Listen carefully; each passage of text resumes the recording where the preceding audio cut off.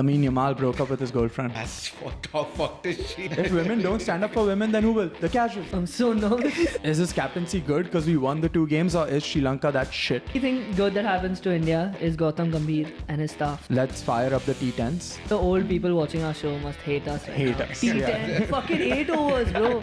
No, gully cricket. The Argentine sixth seed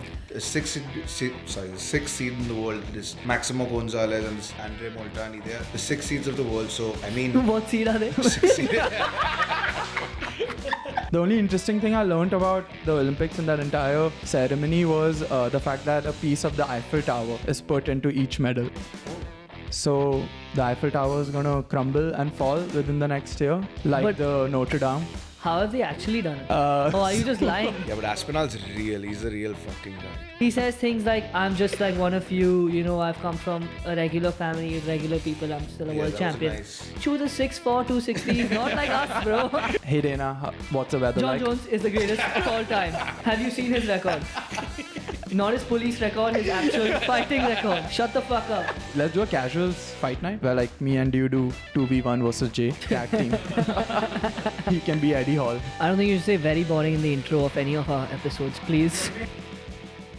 Welcome back to the casuals. We have a short but spicy episode for you guys. I promise it's going to be very, very, very short. We're going to get into the T20s that happened over the weekend. Then we're going to go into the Olympics. Manu Bhaker is a bronze medal champion, winner. And we're going to finish off with a very, very, very boring UFC 304 card. So guys, let's get into it. Tanay.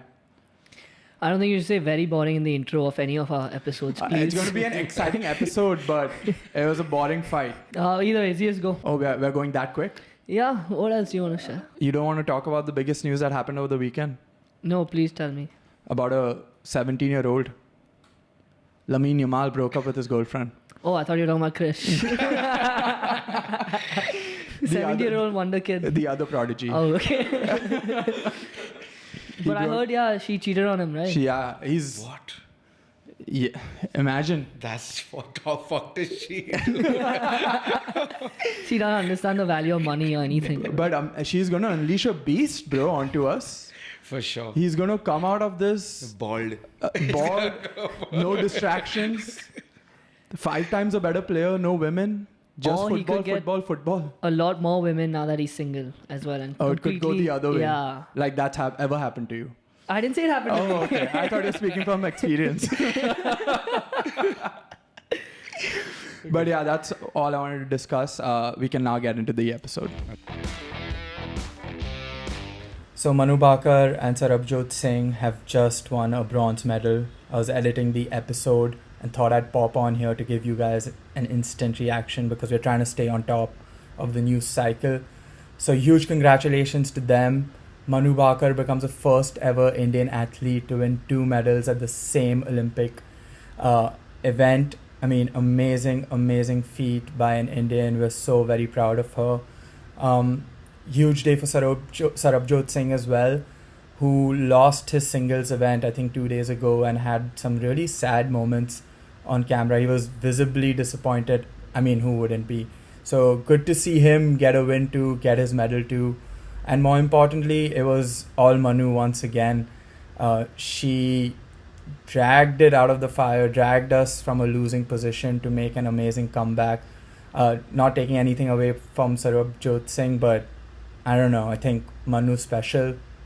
Bronze medal this Olympics. Let's hope for more in the years to come. She's only 22 and shooting. And apparently you get better with age at shooting. So let's hope for the best. So obviously we had the start of the Olympics this weekend. Very fun. India participating a lot. Obviously the highlight of the weekend is Manu Bhaker winning the bronze medal. Congratulations. We're very proud of you. Everything we say Neha, from clap. now. The only women in the studio is not clapping. Disgusting. If women don't stand up for women, then who will? The casuals.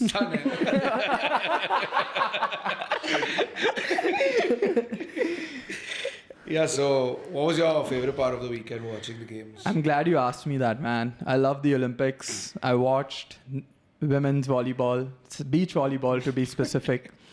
Netherlands versus Lithuania. And the skill on display, oh my God.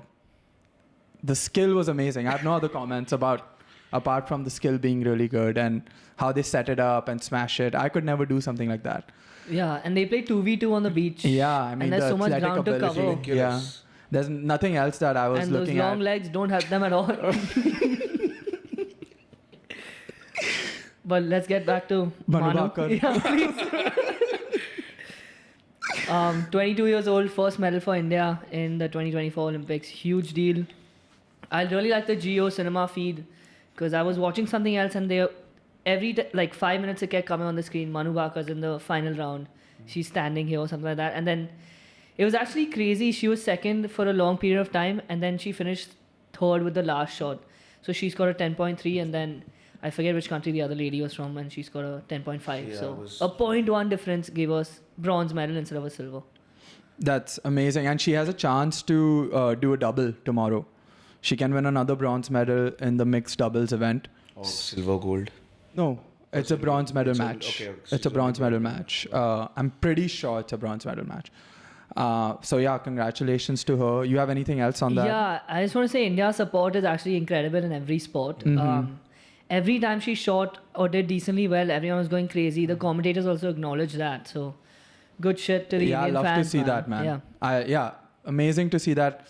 Sometimes it's annoying when like we travel and we say like Indians are everywhere, but in this case, I'm glad Indians are everywhere and like Everywhere and loud and spitting.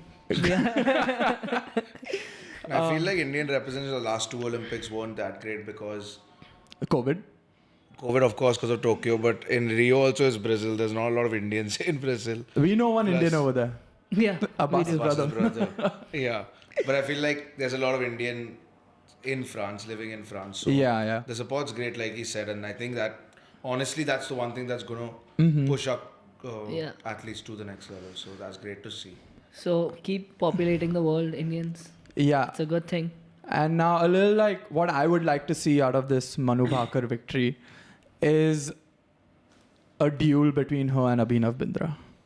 And if we can make it paintball style to see who's more accurate. But it's different. No, they are shooting each other in this. But what was Abhinav's range? 10 meters. 10 meters only, But air right? rifle. Air rifle. Oh, he was air. No, he was. He was. He's rifle? Abhinav Bindra's air rifle. She's Okay. air pistol. Oh, okay. So I guess it'll add variety to the Yeah. competition with each having their own weapon. If India really wants to cash in on this pistol/rifle craze, we should go all in on this paintball idea. And like, IMO, we should do That's this. like the Curb Your Enthusiasm episode with Larry and Nick Offerman's character walking across the cowboy style Yes. face-off.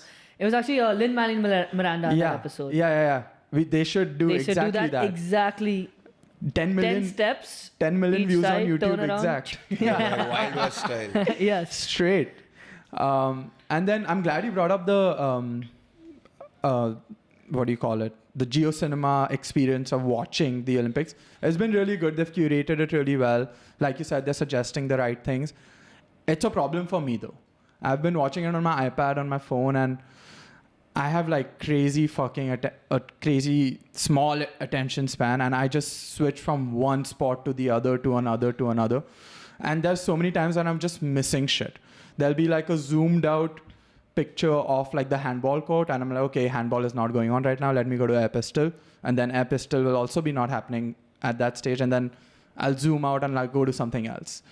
I just prefer it in the back old days where they forced you to watch one stream and one stream only. No. This is so much This better. is not good for my attention span. That sounds like a you problem. It is a big me problem. Like I'm not built for this internet generation. The problem is the side-by-side ads, bro. Those are annoying me. Especially like you're watching on the phone. Sometimes you have to watch on iPad or something. And when the sport is on, a point is being won, Yeah. a goal is being scored or whatever, there's a fucking ad side-by-side with it. Why? Just wait. No? Lerado. If I hear Lerado once fucking more, dude, I'm gonna go and like enlist in the army myself. And not because of the patriotism, dude. I'm gonna go because I go and like fucking get enlisted on one of those glaciers where Geo can't reach me anymore. Nowhere. Nowhere. And I won't. Geo will reach you. And I won't fucking be able to hear all this nonsense because it was It's bad, dude. But India just won the T20 World Cup. That's why it's been playing But so much. 83 came out 3 years ago. That's when the fucking song came But out. it's such a patriotic song that they have to keep pushing it. We forgot about Vande Mataram and all, but still. Bring them back. It's so bad, man. Even Neha was watching it and she is like, I can't listen to this song anymore. You don't like our country or what? Yeah. What are your, She was as a not casual clapping viewer? also. Oh, she doesn't want to be on the mic. She doesn't want to She be on was the cheering for the opponent when Manu Bhaker was playing. But yeah, I fucking hate the Lehrado song. I can't take it anymore. I didn't like that movie in the first place, and now that song has entered my life in ways I wouldn't have imagined. Which other way would you have imagined this? Just in the movie, and then after that, it exits my life, and You're I more of hear a it here. Toba guy. Tawba, tawba. I've been practicing the dance, so we'll see it, and We'll see. Yeah, I'll release a reel of That's it how of we do. whatever he does. Is that kickstarting the Tawba. What else about the Olympics? Nadal, Alcaraz played on the first day of the tennis tournament. Great to see those guys play. Like you said earlier, Nadal looks like he's 50 with the hair and everything, but he's still running around doing really well. Alcaraz, we've already talked about him so much in the past in the shows, and it's crazy. It's not easy to adjust from singles to doubles, and these guys are playing both. So, unfortunately, Nadal lost to Djokovic today, but he did really well in the doubles. So, it's good to see. It's really fun. And Rafa, what a legend. And it was crazy to see that Nadal and Djokovic playing for the last time was such a dominant win for Djokovic. He won 6-1, 6-4. But yeah, they are the two best ever to do it. And yeah, it was great, entertaining, kind of sad also. That too on a clay court. Yeah. He got on dominated on clay. Yeah. Sad to see. Rafa was my favorite growing up, but good. He's getting graceful, not so graceful goodbye, but like he's getting the love, and he's got to attend the Olympics, and now he's going to play with the Alcaraz in the men's double. Excited for all that. But What yeah, were you the saying? fact that these guys are so good at singles, and it shouldn't. I don't think it translates that easily to doubles. But they beat the Argentine like sixth seed in the world. This Maximo Gonzalez and this Andre Moltani. They're the 6 seeds of the world. So I mean, What seed are they? 6 seed. So I don't know. They beat them too. It's so funny. I'm out of it. Yeah, so I didn't even know that I could just translate that easily. But it was fuck yeah. Cheers. Move. So they beat the 5th seed of the world. 5 plus 1. Cheers did 5 plus 1.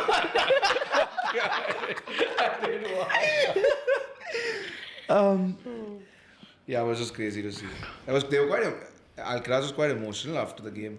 So it was like, Rightfully this was so. a dream Dude, come true and shit. Did so. you guys read about what he's doing? First of all, a baller and a good decision that he has the option to live in a hotel or like proper accommodation and not in the Olympics village. But he was like, no, I want the proper Olympic experience. Alcaraz did this. And so I'm going to live in the village. He is having a ball probably. All the fucking attention from the women. He knows what he's doing, dude. The guy's head is in the right place, I think. For all those people, it's not actually a village. It's like No, but they call it the Olympic Village. Yeah. Yeah, of And course. the accommodations are obviously not as nice as what he would have in a hotel. Yes, the beds are made out of cardboard. No, there was a review and all, and it is no. The bed the is bed's made out of cardboard. Yeah, the bed frame is made out of cardboard, repurposed Damn. cardboard. One of the Olympic athletes did a review of it, so I saw it, and yeah, hopefully, just to end this segment, can we go back to the start of the Olympics? Yes.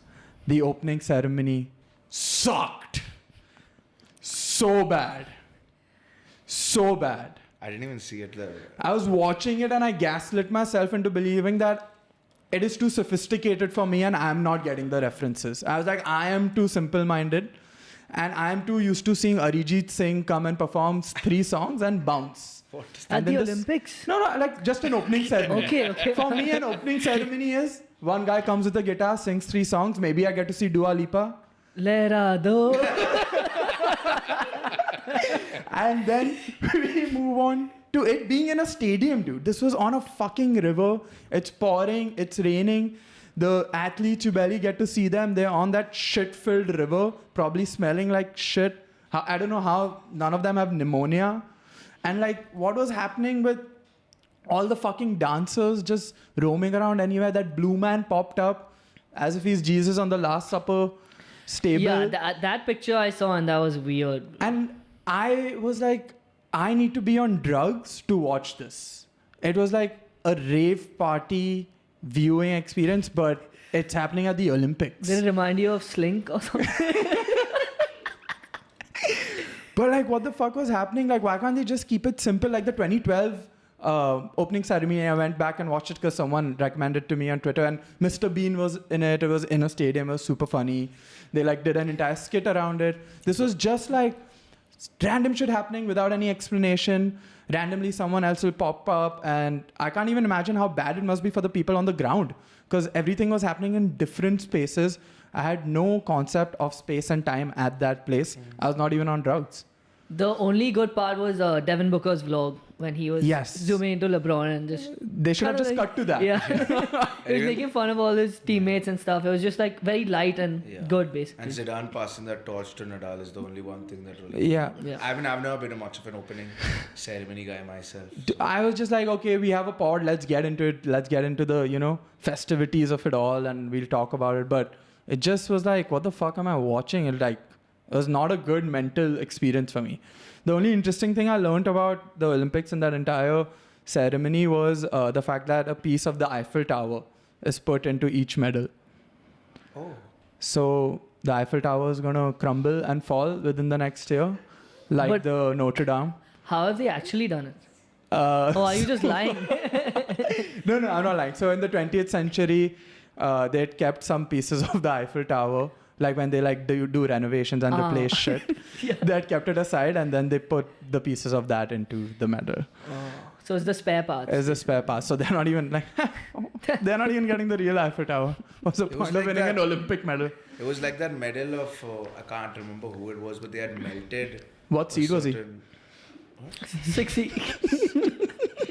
They melted what? Time up. They melted what?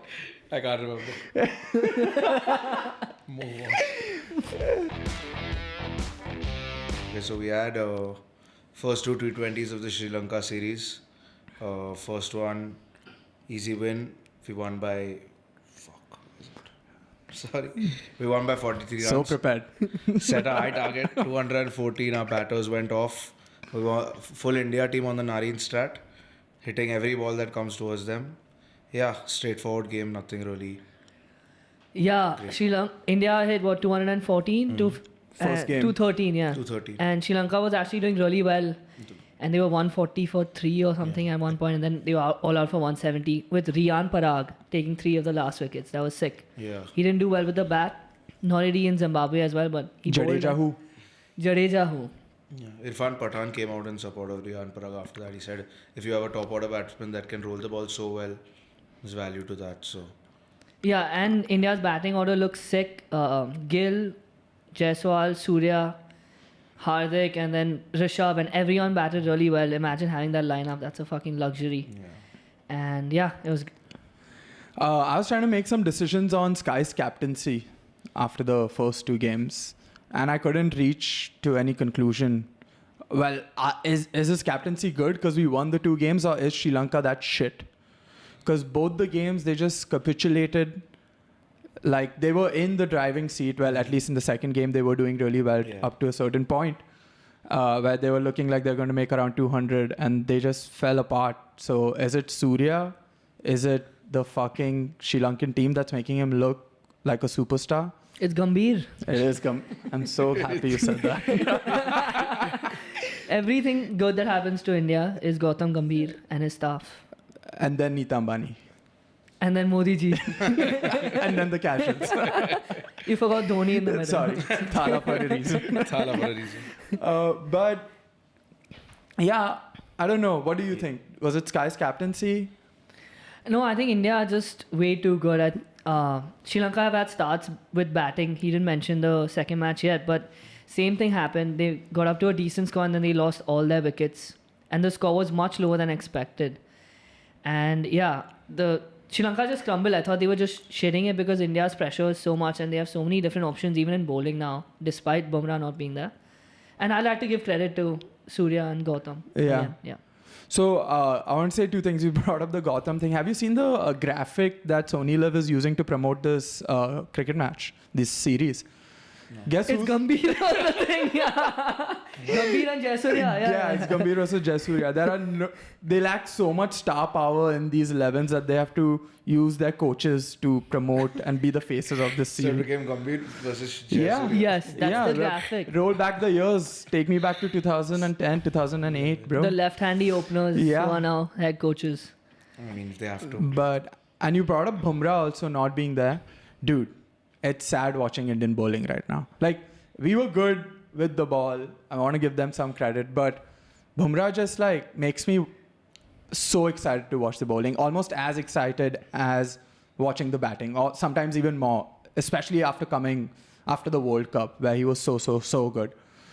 This is just sad. Just watching, like, cricket without him is sad. Yeah, the pace bowling especially isn't the same. But on the other hand, I think Axar is doing really well. Bat and ball, I just wanted to shout him out. He's hit good amount of runs in the first match. I think he hit 10 or 5, just finished the innings perfectly. And then he took 2 wickets in each game. So great job replacing another left-handed all-rounder in Jadeja. He's also great in the field. And he's also getting new hair. Yes. Yeah. So all those comparisons with Jadeja, especially people that were comparing their hairlines, Axar has an answer for that too now. Yeah. And the hairline is looking good. You know, sometimes they botch it up where the hairline comes all the way till the eyebrows almost. But it looks good. Whose comes all the way to the eyebrows? Just Sturgeon's hairline, if you see it, they fucked it up, bro. I thought it was great, bro. It looked fine to me. The Stegen's actually is one of the better ones. I'll put some images up of bad hairlines when I'm editing this. But I'm pretty sure I've seen, like, Rob Holdings. It's a little too ahead. Extra, you think it is? Yeah, it's a little too ahead. Like, it looks natural, but it also looks fake. Yeah, but Axar is still coming in. We'll see how it goes. Yeah, we'll see how it goes. Best of luck to him and his hairline. And I bet someone in the BCCI boardroom watched yesterday's game and is thinking, let's fire up the T10s. Forget the T20s also. Yeah.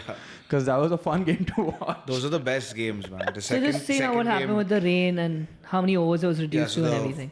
Second game was Sri Lanka batted first. They had a target of like 162, which all in all is pretty decent. They had a good, like, decent start again, but then crumbled. And due to rain, then the second innings, India only had to play 8 overs. So it was a reduced target. And those are like my favorite games to watch. Any 8 over, 6 over game where you just come out on every ball. It's like you're playing like in your gully or something only. All the old people watching our show must hate us right now. Us. T10, fucking 8 overs, bro. No, gully cricket. This is what's wrong with our generation. But yeah, I'm kidding. I don't want to see 10 over cricket, but it's a good break from. It's a good proposal for the Olympics or something. You know, if you want to ever bring it. I definitely want to see 10 over cricket. You go to the other party, shoot. In the Olympics, if they want to do 10 over cricket, then they should do tape ball, where the ball is just swinging like crazy. The bowler has so much more power. Like backyard cricket style. Yeah, and then it's proper amateur cricket. Me, Tanay, Adesh, or you could make it one day. Sure. And then finally, I just want to say we are big Hardik stands. We stood up for him. So I think Sky watched our podcast because he gave him 4 back-to-back overs in the second game. Who does that in a T20, bro? He's trying to take him out right on the field. And he came in early to bat again. Yeah. He came in before Rishabh in the second match.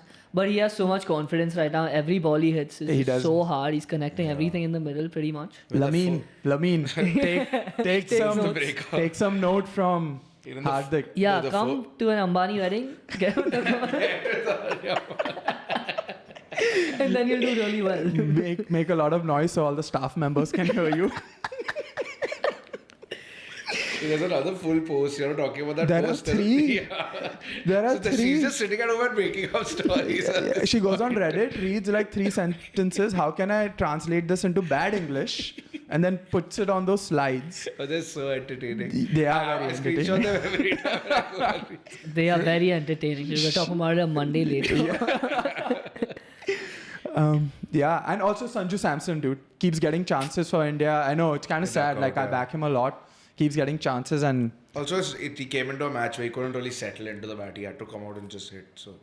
No, at that time the No. overs weren't Yeah. reduced. I don't think. it wasn't. He got out before. Okay, okay, got it. I'm pretty sure he got No, out no. before. Actually, they were reduced as soon as he came back. Then the spinner bowled the second over, and then he got out. But whatever, it was a great Whatever. ball, Okay, tough okay. to Yeah. play, and Yeah. it's just a little bit of bad luck, and he's not doing as well as he should.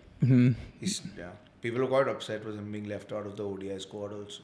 I mean, if he's performing like this now, there's not much He we has a can nice do buffer and game say. coming up because we've already won the series. So hopefully he Shubman turns has up. another back spasm, and then he can play. Because that's why he played in the first place. Gambhir made Shubman have a back spasm, and he was like, Sanju, go in. What a coach. What a coach. Okay, so we had obviously the UFC 304 in Manchester over the weekend. Like you said in the intro, pretty fucking boring card. I mean, I don't think there was a single fight on that card that really had me grip. Start off with obviously the main event, Belal versus Leon. Yeah, again, boring fight. Sorry, I'm slating this card like hell, but it was No. really boring. I mean, most of the round 3, the entire round was on the floor. Even round 4, round 2 was like they weren't even striking that hard. Obviously, at the end of round 5, we had Leon cut Belal, but that was the only time in the fight like I felt like Leon was awake. I felt like he was sleeping. Even he wasn't even listening to his coach this time. It's, come on, Leon, my boy. Come on, my boy. But yeah, what did you all have to say about it? Yeah, we all picked Leon to win, Jay, you and myself. Belal came in, won according to me 4 rounds out of 5. The only moment that Leon had was he cut him up in the last round with a nice elbow. And yeah, I don't know, shocking to see Belal do so well, and congratulations to him after all the hate he's gotten from us, from everyone else. He's finally a champion. He had to win 11 fights. Stay undefeated for 11 fights in a row to do that. And yeah, congrats to Belal. He put in a classic Belal performance and made it happen. He can't escape people forgetting his name. Yeah. Because right after Belal remembered the name Muhammad won, DC was like, and please welcome the new welterweight champion of the world, Leon Edwards. And Belal was like, what? Wait, what? What the fuck? But yeah, congrats to Belal. Apologies are in order. Very technical fight. Could see the Dagestani elements in it, apart from the techniques and Great takedowns for sure. takedowns. The drugs were also pretty evident in his body. He's I'm grooving when that guy is walking out. Yeah, I saw that. That was... But yeah, boring. I mean, you brought up this card and my energy just went down because that's how I felt while watching it. The night before, we were at a friend's farewell party and we decided to stay up the entire night and we were fighting through. It was Mustafa's farewell. Put up the graphic. Yeah, Mustafa's farewell. He's going to go up by Mustu. But yeah, we were like everyone was together trying to stay up for the fight. But then, of course, like people dissipate. People can't hang for the entirety of the night. And then we stayed up to watch the card and it was terrible. It was so tough to stay up. It's tough being a UFC fan. You have to put a lot of time into it. This time it was not worth it. Imagine the fucking British fans and the fighters as well. They had to wake up at 5 a.m. and stuff like that to watch the main card. And this is what they are fucking going through. But I guess the UFC expected it. That's why they switched the time so the US pay-per-view audience does well or well enough. But yeah, it just wasn't... I was in and out of sleep the whole time. Yeah, same. Aspinall was great, but besides that... I mean, Paddy as well, but like, we'll get into it. But besides that, very boring. There were pictures of the fans sleeping at the event. Yeah. They just passed out, slumped in their chair, probably like how we were at our homes. I don't blame them. Yeah. And this was the first event in Manchester since Bisping fought after so long. And UK fans are rowdy, crazy. They get drunk and... Yeah. But yeah, good on Belal. I like that he struck a little bit and then he switched to takedowns. Those transitions are very good to see from him. Yeah, him taking down Leon Yeah. and smashing him on his head. Oh yeah, that That was was wild. nasty, That was bro. crazy. Yeah. And Leon is a good grappler. He did well, like we said last time, against Kamaru and Colby. Yeah, especially his defense. His Yeah. takedown defense is usually good. He can hang basically, and Belal made it look rather easy in the grappling exchanges. Also, congrats to Belal, but homie needs to chill a little bit. Because in the press conference after he came out and said, I'm going to step up a weight class now and I'm ready to challenge. Who's in the weight class above him? DDP is he? Yeah. Yeah. I'm ready for that. He's getting slapped. It's like those guys like Tanay getting his first girlfriend and being like, Samrid, bye. But yeah. A lot of the fighters who are having one title win are saying, I want to go up in weight. That should never happen. Yeah, I mean, That pretty shouldn't, That should right? never happen. When you go up in weight to challenge, you should conquer your division first. Then you have Exactly. the chance to move on. Co-main, we had Aspinall versus Blaydes. Again, Aspinall proving to be. He called himself the best finisher in the UFC right now. He's definitely up there. It's him and Pereira. But yeah, round 1 TKO, 1 minute in. A short jab and then Yeah. that right, I don't know, connected or even- missed. yeah. It hardly connected. He was already going down with the jab, but what Aspinall said in his countdown, Jay also brought it up in the last episode. That's heavyweight fighting for you. Yeah. 1 or 2 punches and it can end the fight. Yeah, so he landed that short jab and then he was ground and pound Blades who turned around and then face down. He landed 2 or 3 more. Yeah. Like Blades ground was- and pound, yeah. Blaze I was thought flat Blades on could the have- ground. Yeah, by I then. thought I didn't seem like he was that badly out, but when I was looking at the replay, his hands were down the entire time. He wasn't even protecting his head, which is pretty stupid because I feel like he was conscious. He wasn't unconscious at any point. It is stupid when someone who weighs 260 pounds sits on your But back. he's also and you don't he's also this thing, bro. I mean, if he's sitting on my back after this, No, but he tried and then those punches get through, guess. bro. Like, Whenever look I at the like fucking- see myself getting even into these mental debates with myself, early stoppage or what would I have done in that position? I'm like, never. I've never been in a fight like that. Yeah. I've never had someone that scary or like rocked or even I've like lost consciousness, but like not with another human. You had dengue, fucking- bro. I had dengue. Dengue. Yeah, sorry, I recovered from dengue. I forget. I'm a little too hard on myself sometimes. I forget the things I've been through. yeah, but Aspinall's real. He's a real fucking guy. As much as I watch him, I've become a bigger fan of him. He's slowly becoming one of my favorite fighters as well. Yeah, and I love his No. attitude as well. Yeah, the way he fights, average fight time is still 2 minutes or so. And he's doing this in title fights again and again. And then he takes the mic and he has such a good call out in the nicest way possible. He says things like, I'm just like one of you, you know, I've come from a regular family with regular people, I'm still a Yeah, world that was champion. nice. Choose a 6'4", 260, he's not like us, bro. I mean, his Not point- at all like us. Yeah, he's bro. not like us. You think if I jab anyone, they're gonna fall straight forward? But yeah, I mean, he's the real deal, like GS was saying, and the next fight to make is the winner of Jones and Stipe, which is probably going to be Did you Jones. say he said that there should be a 4-round, Yes. 4-way tournament between him, Pereira, Jones, and Stipe?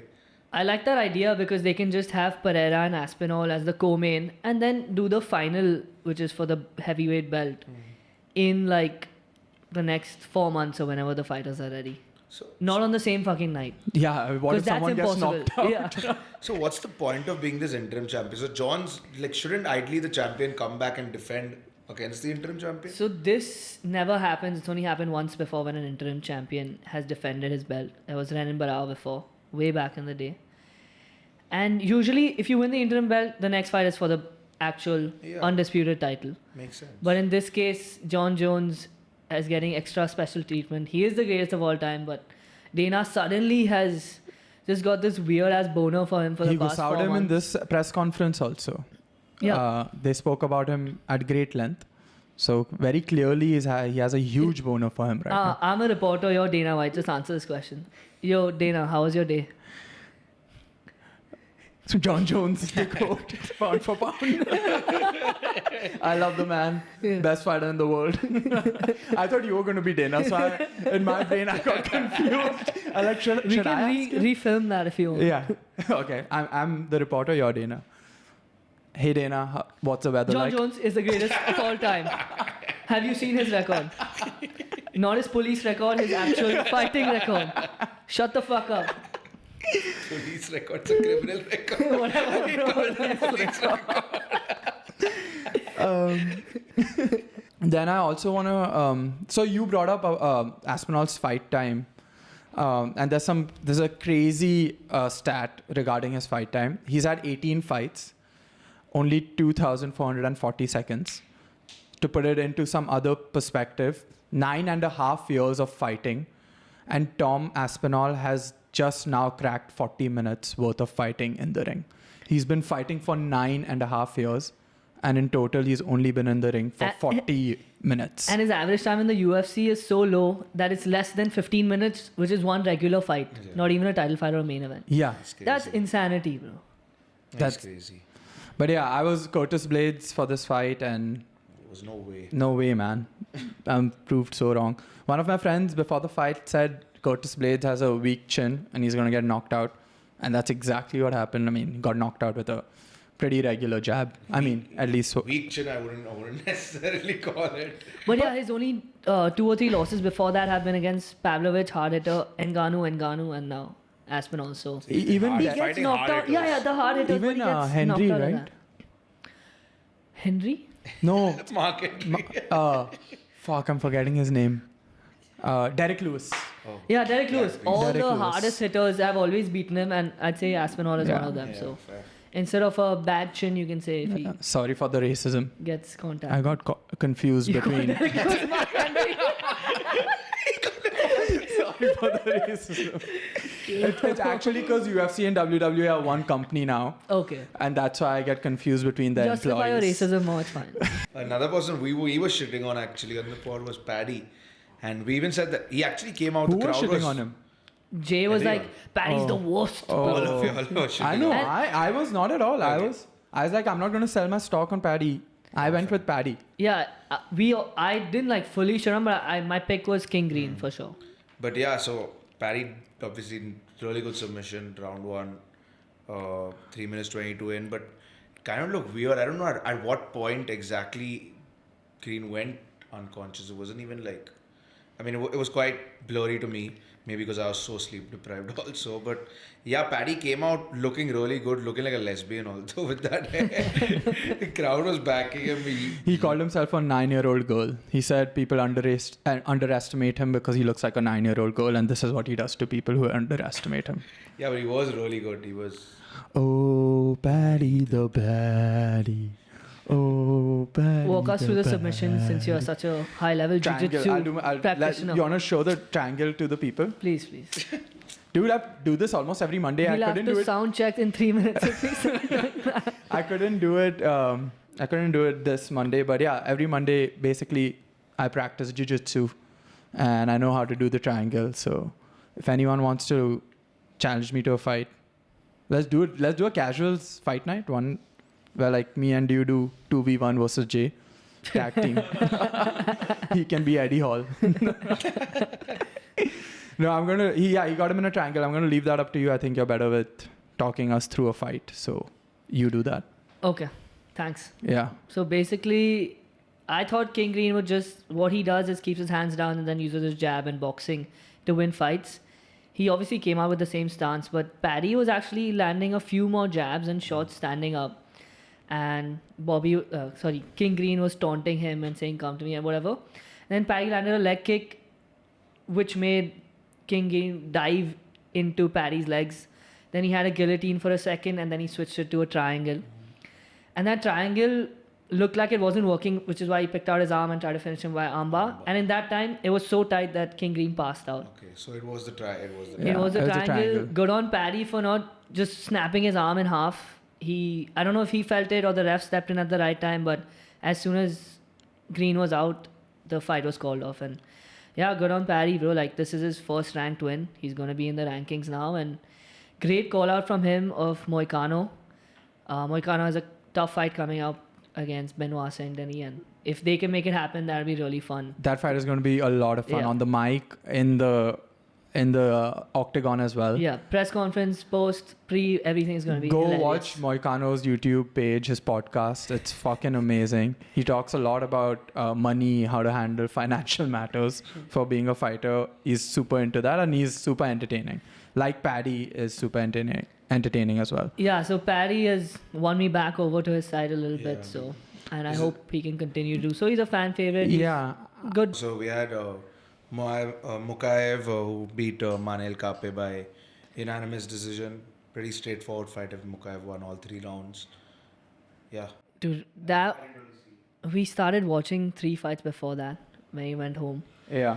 and we just listened to music and had the commentary off. Then we turned the commentary on for this fight because there was so much animosity in the face-offs, press conference, and everything. They fucking acted like they hated each other, and then they went and fought like they loved each other. Bro, like that was just weird. It was such a boring fight. Mokaev won, I agree with the decision, but Manel didn't throw much, nor did Mokaev. He wrestled, grappled a little bit, which got him the decision, but that was fucking annoying. After all that build-up and shit-talking, they went out and put that performance. This is a classic definition of all talk, no cock fight. It was so bad. So bad.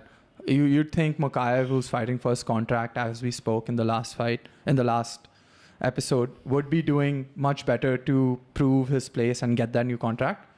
But dude, that was if you want a good definition of what that card was like, go watch that fight. Yeah. And you'll understand that entire card was somewhat like that. Yeah, so you were saying that pre-fight, he was talking about how it was his last contract for the UFC. And then they asked Dana, are you going to re-sign him or not? And he said no. But he didn't give any clear reasons or anything. Is it like misbehavior or like his fights are not that entertaining? But his fights are good enough. He has like 4 finishes out of 7. He's been through adversity and won. So I think his fighting style is still fine. It's good. But Dana was like, nope, he's not getting signed. And the PFL is going to have a young, talented fighter on their roster now. Yeah. PFL. So I got to watch what I say about Mokaev. Yeah, that's what I thought. Dana would come out in full defense support of Mokaev, change what he had to say about him on Sunday, but sticking true to his word, putting his job into jeopardy. I like it. Unfiltered takes on the casuals. We can use this for the thumbnail. Dana puts his job into jeopardy. But either way, I think he might not get signed by the PFL because there's no 125 division in PFL Bellator. Unless he moves up to 135. That's why Dana said that? No. Okay. I don't think Dana knows what division. I don't think he gives a fuck. Bellator. But there's no 125 division for us, and I don't know if he wants to move up to 135 and fight for the Bellator rankings and things, that would be fun. But if he's a 125, he's a pretty small-looking dude, like size-wise. He fits perfectly for that weight class. So we'll see what happens. It's not a guarantee. Yeah. I have nothing else on this fight. Yeah. That's about it. Anything else to look forward to? Olympics and more Olympics too. Yeah. I guess it's a good feeling that some sport is going on regardless. Lots of sports. It doesn't feel like war. Like I love. First, he started off by saying, "Bro, there's too much going on my screen and Geo and this and that." Now it's a good feeling that there's so much going on. It is so conflicting. That's why I'm going back to what I was saying. It's so conflicting for me. On one hand, I'm like, I'm so happy. On the other hand, I'm like, what should I do? What should I watch? That's life. Yeah. That is life. That's but in a microcosm, it's with the Olympics. Chris, explain to us what life is. Hopefully, by the time we meet again, obviously Manu Bhaker wins that second bronze and. Okay, that was it. Great episode, guys. Thank you, everyone. Tune in next week or this week. We're going to release another episode this week itself. We're releasing more content. Subscribe, like, share, comment. This is the first time we're doing this. Feel like I'm selling my soul. Why are you holding your head? I don't know why. But yeah, thank you so much. See you guys this week. See you guys this week.